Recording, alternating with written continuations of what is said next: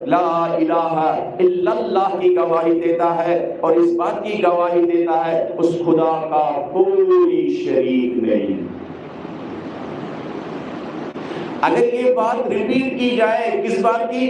توحید کی، تو ہماری مجلسوں میں العیاذ باللہ علی کی الوہیت کا اعلان نہیں ہو سکتا ہے۔ اب کو علیہ السلام کو خدا کا شریک بنانے کی کوشش کی جا رہی، اللہ اکبر۔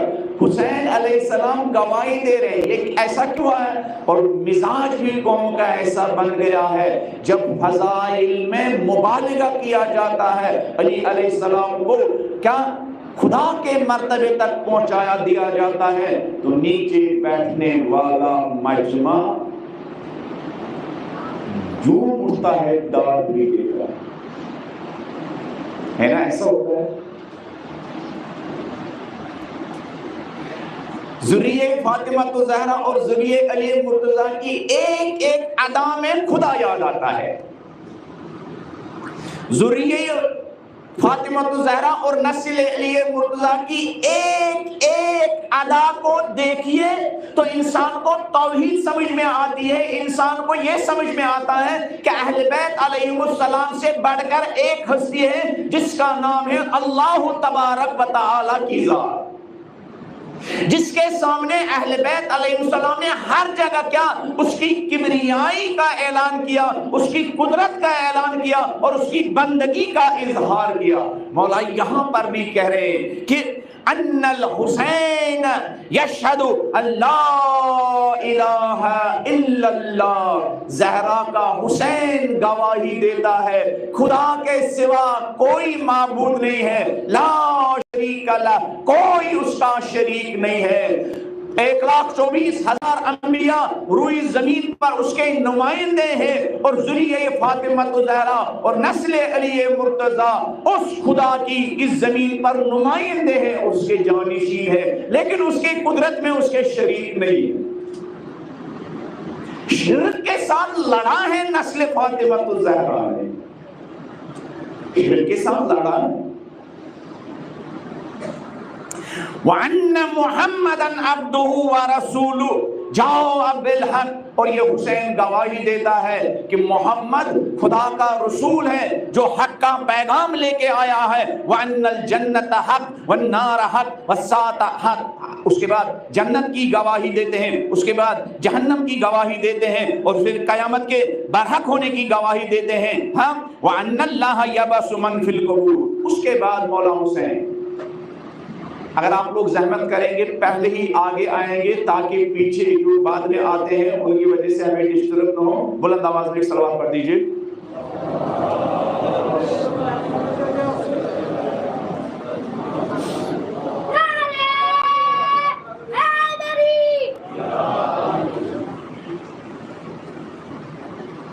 ایک اور صلوات پڑھ دیجئے۔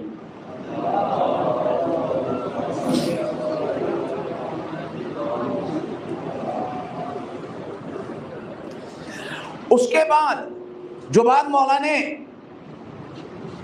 کربلا سے پہلے 2 سال پہلے یا 1 سال پہلے مینا میں کہی، وہی بات کربلا کی طرف نکلتے وقت، مدینہ چھوڑتے وقت اپنے بھائی محمد حنفیہ کے ذریعے قیامت تک آنے والے اپنے تمام ماننے والوں کو بیان کر رہے ہیں اور اعلان کر رہے ہیں۔ اب یہ سنیے، یہ ہے یہاں پر مولا حسین اپنے انقلاب کا اور اپنی مومنٹ کا ہدف بیان کر رہے ہیں، گول بیان کر رہے ہیں۔ پھر مولا فرماتے ہیں وَإِنِّي لَمْ أَخْرُجْ، میرے بھائی تو بھی گواہ رہنا اور تیرے ذریعے پوری دنیا گواہ ہو جائے، میں جو مدینہ چھوڑ کے جا رہا ہوں، لم اخرج اشرا، میں اس لیے نہیں نکل رہا ہوں، اشرا یعنی کوئی عہدہ حاصل کرنے کے لیے نہیں، کوئی مقام حاصل کرنے کے لیے نہیں، ہاں میں عہدہ اور مقام کے لیے نہیں نکل رہا ہوں، میں جاہ طلبی کے لیے نہیں نکل رہا ہوں، میں خود خواہی کے لیے نہیں نکل رہا ہوں، ولا بطرا، میں اس لیے بھی نہیں نکل رہا ہوں کہ مدینے میں اب مجھے آرام اور سکون کی زندگی نہیں ہے، مدینہ چھوڑتا ہوں، کوفہ جاؤں گا اور وہاں مجھے آرام دہ زندگی گزارنے کا موقع ملے گا، وہاں مجھے تفریح کرنے کا موقع ملے گا، الیاذ باللہ وہاں مجھے کیا عیش و آرام کی زندگی گزارنے کا موقع ملے گا۔ مولا فرماتے پہلے میں اپنے انقلاب کے بارے میں جو نیگیٹو چیزیں سوچیں گے ان کا انکار کرتا ہوں، میں جاہ و مقام کے لیے نہیں نکلا ہوں، میں کوفہ اس لیے نہیں جا رہا ہوں، یہاں سختیاں ہیں اور وہاں مجھے آرام کرنا اس لیے نہیں نکل رہا ہوں، ولا مفسدہ، اور میں اس لیے بھی نہیں نکلا رہا ہوں کہ مجھے خدا نخواستہ فساد پھیلانا ہے، مجھے فساد پھیلانے کے لیے نہیں نکلنا ہے بلکہ فساد ختم کرنے کے لیے نکلنا ہے۔ امت محمد مصطفیٰ کا سب سے بڑا فساد کیا تھا؟ امت مصطفیٰ کا سب سے بڑا فساد تھا یزید کی حکمرانی، ولا ظالمہ، اور میں ظلم کرنے کے لیے نہیں نکلا ہوں، میں ظلم مٹانے کے لیے نکلا ہوں۔ پھر مولا فرماتے ہیں وَإِنَّمَا خَرَجْتُ لِطَلَبِ الْإِصْلَاحِ فِي أُمَّتِ جَدِّي، وَإِنَّمَا تاکید کے ساتھ بے شک میں اس لیے نکلا ہوں لِطَلَبِ الْإِصْلَاحِ فِي أُمَّتِ جَدِّي، اپنے نانا کی امت کی اصلاح کی تمنا اور آرزو کی غرض سے نکلا، اپنے نانا کی امت کی اصلاح کی غرض سے نکلا ہوں، اپنے نانا کی امت کی چینج لانے کی غرض سے نکلا ہوں، اپنے نانا کی امت کی کیا سدھار لانے کی غرض سے نکلا ہوں، جو میرے نانا کی امت میں بگاڑ پیدا ہوا ہے اس بگاڑ کو ٹھیک کرنے کی غرض سے نکلا ہوں۔ اگر ہم سے کوئی پوچھے یہ ہر سال مجلس سے کیوں، اگر ہم سے کوئی پوچھے، شہید مرزا مدری کہتے ہیں اگر ہم سے کوئی پوچھے یہ محرم میں یہ سفر میں یا حسین کا شور اتنا زیادہ کیوں ہے، جگہ جگہ یہ پرچم کیوں ہے، جگہ جگہ یہ سبیلے کیوں ہے، جگہ جگہ یہ جلوس کیوں ہے، جگہ جگہ یہ ماتم کیوں ہے، جگہ جگہ یہ مرثیہ کیوں ہے، جگہ جگہ یہ خیمے کیوں ہے، جگہ جگہ یہ ماتمی دستے کیوں ہیں، تو ہم ان سے کہنا چاہتے ہیں لوگوں ہم اپنے مولا کے مشن کو بلانا نہیں چاہتے ہیں، اس علم کا مقصد حسین کے مشن کو زندہ کرنا، ان جلوسوں کا مقصد حسین کے مشن کو زندہ کرنا، ان سیاہ پرچموں کا مقصد حسین کے مشن کو زندہ کرنا، ان آنسوؤں کا مقصد حسین کے مشن کو زندہ کرنا۔ وَإِنَّمَا خَرَجْتُ لِطَلَبِ الْإِصْلَاحِ، طلب تمنا، میں نکلا ہوں اس تمنا کے ساتھ، اس آرزو کے ساتھ، اس ہدف کے ساتھ، اس گول کے ساتھ، اس مقصد کے ساتھ، میں مجھ سے امت جد کی یہ بگڑی ہوئی حالت دیکھی نہیں جاتی ہے، اگر یہ حالت بگڑتی گئی تو میرے نانا کی میراث ایک دن ختم ہو جائے۔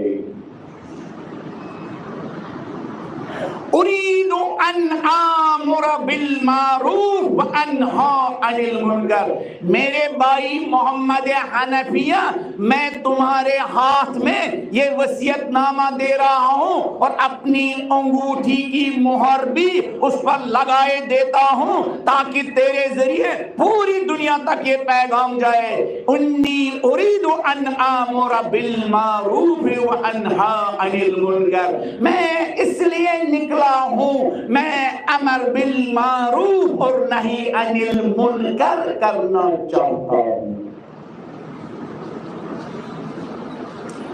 حسین کے انقلاب کا مقصد خود حسین علیہ السلام کی زبان، حسین کے قیام کا مقصد خود حسین علیہ السلام کی زبانی۔ شہید مرزا مدری کہتے ہیں اگر پوچھا جائے یہ مجلسیں کیوں کرنی ہیں، ان مجلسوں کی کیا ڈائریکشن ہونی چاہیے، ان مجلسوں کی کیا سمت ہونی چاہیے، ان مجلسوں کی کیا جہت ہونی چاہیے، سال بھر میں محرم و سفر میں ہماری طرح طرح کی ایکٹیویٹیز کی کیا سمت ہونی چاہیے؟ شہید فرماتے ہیں ان مجلسوں کی وہی ڈائریکشن ہونی چاہیے جو ڈائریکشن حسین علیہ السلام کے انقلاب کی ڈائریکشن تھی۔ ان مجلسوں کی اس عزاداری کی وہی جہت ہونی چاہیے جو خود حسین علیہ السلام کے انقلاب کی ڈائریکشن تھی۔ حسین کے انقلاب کی ڈائریکشن کیا تھی؟ نیکیوں کو پھیلانا اور برائیوں کو روکنا۔ حسین کے انقلاب کی ڈائریکشن یہ تھی، ان مجلسوں کی بھی وہی ڈائریکشن ہے۔ اگر ان مجلسوں کی ڈائریکشن وہ نہیں ہے تو اس کا مطلب ہے کہ مجالس اپنے حسینی مقصد سے ڈائیورٹ ہو چکی ہے۔ اريد ان امر بالمعروف وانهى عن المنکر واصير بسیرت جدی وابی، اور میں چاہتا ہوں اپنے نانا محمد مصطفیٰ اور اپنے بابا علی مرتضیٰ کے نقش قدم پر چلوں، ان کے نقش قدم پر چلوں۔ تو مولا حسین نے جگہ جگہ اپنے انقلاب کا ہدف بیان کیا ہے۔ جب ہمارے نوجوانوں کو پتہ نہیں ہوتا ہے تب مجھ جیسا ممبر پر بیٹھنے والا طالب علم آتا ہے، وہ اپنی مرضی کے اہداف بیان کرتا ہے۔ ہمیں ممبر پر خطیب و ذاکر و طالب علم کے مرضی کے اہداف نہیں سننا ہے، ہمیں ممبر پر بیٹھنے والے خطیب و ذاکر و عالم و طالب علم کے ذریعے حسینی اہداف سننا ہے، اس کے خطیب کی مرضی کے اہداف نہیں، حسین کی مرضی کے اہداف سننا ہے۔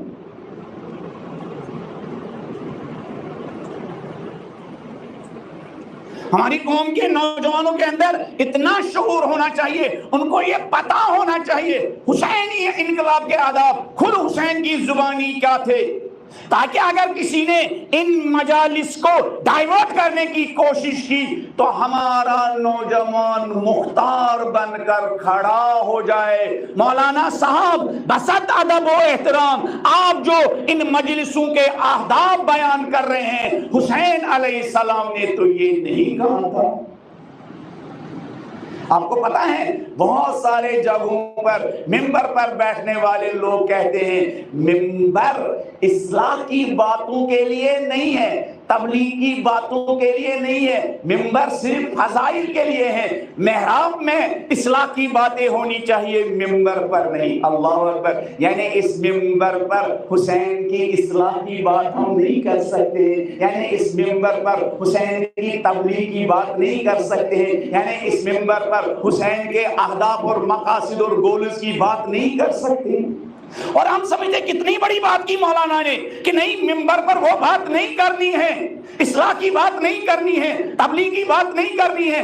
جب انقلاب حسین کے اہداف اصلاح ہے تو ہمارے ممبر کے بیان و موضوع کا ہدف بھی اصلاح ہونا چاہیے۔ فضائل کے ساتھ ساتھ اصلاح، اصلاح کے ساتھ ساتھ فضائل۔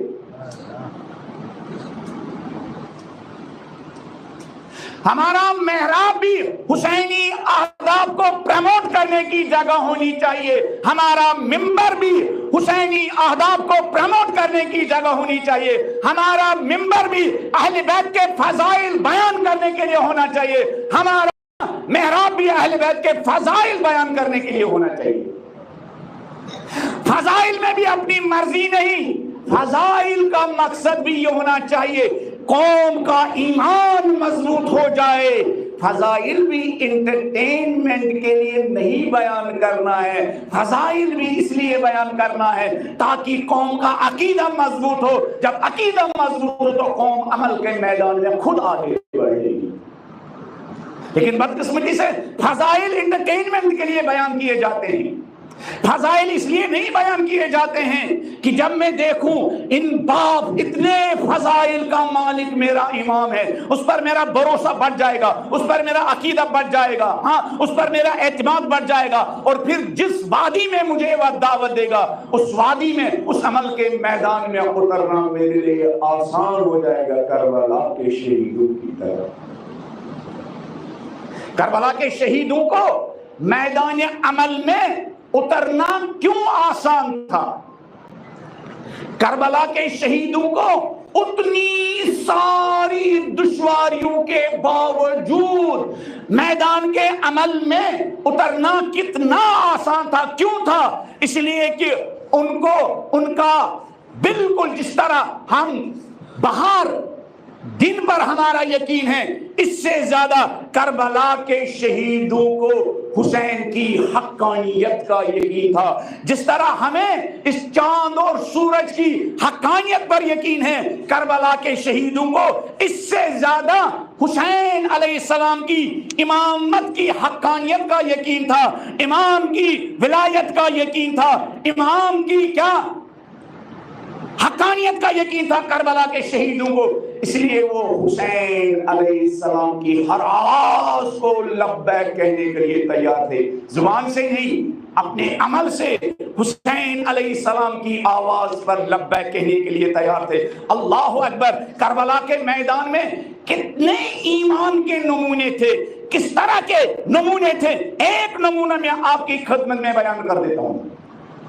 کربلا میں ایک فیملی ہے جنادہ کی فیملی. جب جنادہ شہید ہوا تو جنادہ کی اہلیہ نے اپنے بیٹے عمر ابن جنادہ کو کفن پہنایا. غور سے سنیے گا، ہماری آخری بات آئے. جب جنادہ شہید ہوا تو جنادہ کی ماں نے اپنے بیٹے عمر ابن جنادہ کو کفن پہنایا. اور جب وہ عمر ابن جنادہ کن کے پاس گیا؟ مولا کے پاس اذن لینے کے لیے گیا تو مولا نے اپنے ساتھیوں سے یہ جملے کہے، ہاذا غلام. یہ وہ جوان ہے، میرے نوجوانوں سنو غور سے. اگر اس سے بھی زیادہ گرمی ہوتی، اے سی بھی نہ ہوتے، پنکھے بھی نہ ہوتے، اور ہم سنتے کسی جگہ حسین اور حسین کے ساتھیوں کا ذکر ہو رہا ہے، ہمیں وہاں بالکل اسی طرح جانا چاہیے جس طرح ایک انسان کو پیاس لگی ہو، پھر اس کو پتہ چلے کہیں پر کیا پانی پٹ رہا ہے تو پانی لینے کے لیے جا رہا ہے. اگر ہم چاہتے ہیں اپنے اعتقاد کو مضبوط کریں، ان تذکروں کو سنیں. جب یہ جوان عمر ابن جنادہ باپ کی شہادت کے بعد مولا سے اجازت لینے کے لیے گیا، انہوں نے امام کو سمجھا تھا. جب صحیح معنوں میں انسان کو فضائل سمجھ میں آئے ہو، امام کہتے ہیں اپنے ساتھیوں سے، ہاذا غلام قتل ابوہ فی الحملۃ الاولی. یہ نوجوان ابھی پہلے جنگ کے پہلے فیز میں اس کا باپ شہید ہو چکا ہے. وَلَعَلَّ أُمُّهُ تَكْرَهُ ذَلِكَ. شاید اس نوجوان کی ماں کو اب بیٹے کی شہادت کیا برداشت نہ ہو. باپ شہید ہو چکا ہے، ماں نے بیٹے کو کفن پہنایا، وقت کا امام کہہ رہا ہے کہ نہیں، ابھی اس کا پہلے جنگ کے پہلے فیز میں باپ شہید ہو چکا ہے، اب اس کو جانے کی اجازت نہیں دیں گے. پتہ نہیں اس خاتون سے شوہر کے صدمے کے ساتھ ساتھ بیٹے کا صدمہ برداشت ہو گیا نہیں. پتہ ہے اس عمر ابن جنادہ نے کیا کہا؟ عمر ابن جنادہ مولا حسین علیہ السلام کے قدموں پر گرتا ہے. ایک خاندان بنی ہاشم نہیں ہے، ان کی تو بات ہی نہیں ہے، وہ فضیلتوں کے آسمانوں پر فائز ہے خاندان بنی ہاشم. یہ عمر ابن جنادہ کا بیٹا عمر ابن جنادہ مولا کے قدموں میں گرتا ہے اور مولا سے کہتا ہے، مولا مجھے اپنی ماں ہی نے آپ کی نصرت کے لیے بھیجا، یہ کفن میری ماں نے مجھے پہنایا. جاؤ جس مشن پر تمہارے باپ نے جان دی، تم بھی اسی مشن پر اپنی جان قربان کرو. اس لیے میں کہتا ہوں امام زمانہ کا لشکر کسی کالج اور یونیورسٹی میں تیار نہیں ہوگا، فرش عذاب پر تیار ہوگا. امام زمانہ کے انقلاب کی تیاری، امام زمانہ کے ناصر و مددگار اسکولوں کالجوں میں نہیں، اسی حسینی اسکول میں، اسی حسینی مجلس میں تیار ہوں گے. یہ کہتا ہے مولا نہیں، میری ماں کے لیے صدمہ برداشت کرنا دشوار نہیں ہے، بلکہ میری ماں کے لیے یہ زیادہ صدمہ ہے کہ میرے بچے امام کی نصرت نہ کرے۔ پھر جا کے یہ میدان میں جاتا ہے، وہ نوجوان جس کا باپ شہید ہو چکا ہے، پھر یہ میدان میں جاتا ہے اور اپنی عقیدے کا اس طرح اظہار کرتا ہے۔ ایک مرتبہ مجلس میں بیٹھ کر عقیدے کا اظہار کرنا، ایک مرتبہ برستے تیروں میں کیا حسین کی حقانیت کا اعلان کرنا، ایک مرتبہ خطیب منبر پر بیٹھتا ہے حسین کی امامت کا اور کیا حسین کی ولایت کا حقانیت کا اعلان کرتا ہے، ایک مرتبہ تیر برس رہے ہیں۔ ایک مرتبہ اگر مولوی صاحب سے کہا جائے گا کہ آپ کو مجلس پڑھنا ہے محرم کی لیکن کچھ ملنے والا نہیں ہے، مولوی صاحب دعوت ہی قبول نہیں کریں گے۔ ہاں مولوی صاحب دعوت ہی قبول نہیں کریں گے۔ یہ جب مقابلے میں جاتا تو سنو کیا کہہ رہا ہے، امام کی فضیلت کیسے بیان کر رہا ہے۔ جب یہ نوجوان جس کا باپ شہید ہو چکا لشکر عمر السعد کے سامنے کھڑا ہوتا ہے، اعلان کرتا ہے، سننا چاہتے ہو لشکر عمر السعد، میں کون ہوں؟ میں وہ ہوں امیری حسین و نعم الامیر۔ لشکر عمر السعد مجھے جاننا چاہتے ہو، میرا امام حسین ہے اور حسین کتنا پیارا امام ہے۔ یہ کون اعلان کر رہا ہے؟ جس کا باپ شہید ہو چکا ہے۔ لشکر عمر السعد مجھے جاننا چاہتے ہو، میں وہ خوش قسمت انسان ہوں جس کا امام حسین ہے۔ میرے امام کے خیمے میں کچھ نہیں ہے، پانی بھی نہیں ہے، لیکن امام میرا کتنا اچھا ہے جنہوں نے میری جوانی کو اس لائق بنایا، میری جوانی حق کے لیے قربان ہونے کے لائق بنائی۔ میرا حسین امام ہے ونعم الامیر، اور حسین کتنا بہترین امام ہے۔ تم 30,000 لشکروں کی زندگیاں شیطان کے کام آ رہی ہے، اور میری زندگی اور میرے باپ کی زندگی حسین تشنلب انسان کے کام آ رہی ہے۔ امیری حسین و نعم الامیر، اور لشکر عمر السعد جاننا چاہتے ہو حسین کون ہیں؟ سرود فؤاد البشیر النذیر، حسین نبی کے دل کے چین کا نام ہے۔ علی و فاطمہ والدہ، لشکر عمر السعد میرا باپ کون ہے اس سے تمہیں کوئی غرض نہیں ہے، یہ دیکھو میرا امام کون ہے، یہ دیکھو میرا عقیدہ کیا ہے۔ علی و فاطمہ والدہ، میرا جو پیارا حسین ہے اس کی ماں کا نام فاطمہ، اس کے باپ کا نام علی۔ فہل تعلمون من نذیر، اے 30,000 لشکر ذرا تم مجھے بتاؤ تمہارے پاس حسین جیسے رہبر و رہنما و امام کی کوئی مثال ملتی ہے؟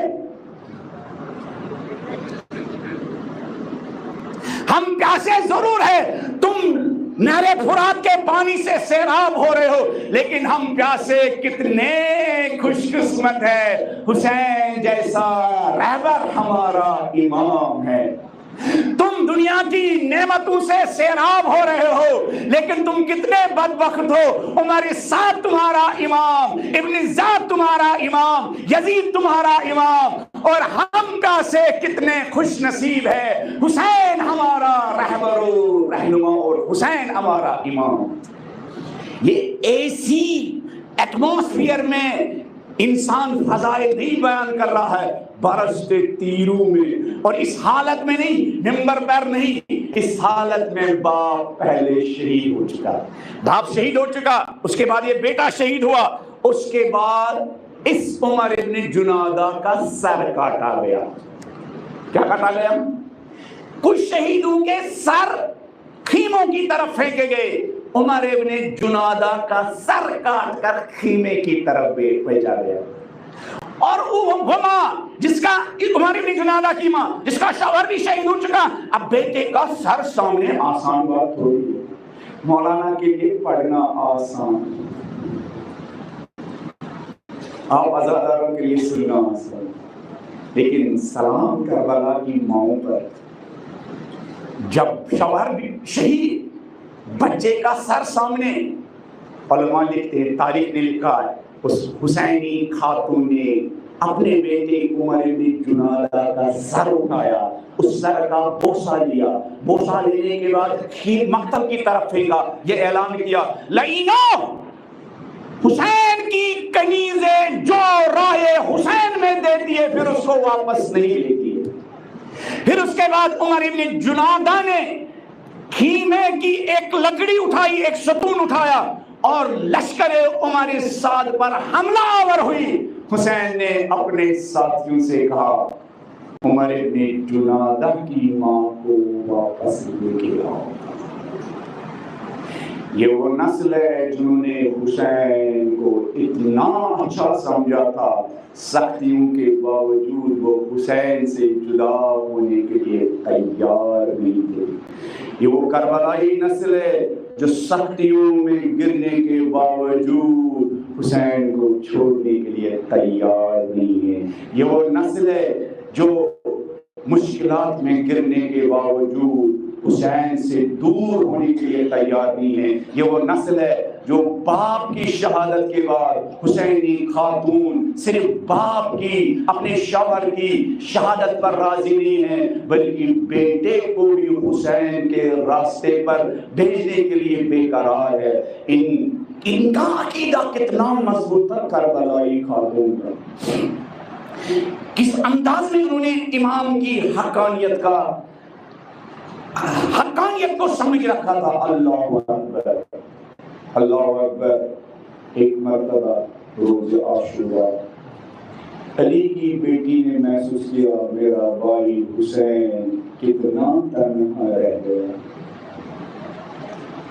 ایک مرتبہ علی کی بیٹی زینب نے دیکھا حسین کے ارد گرد جو جانثار تھے وہ ایک ایک کر کے چلے گئے اور اب میرا بھائی حسین تنہا رہ جا رہا ہے۔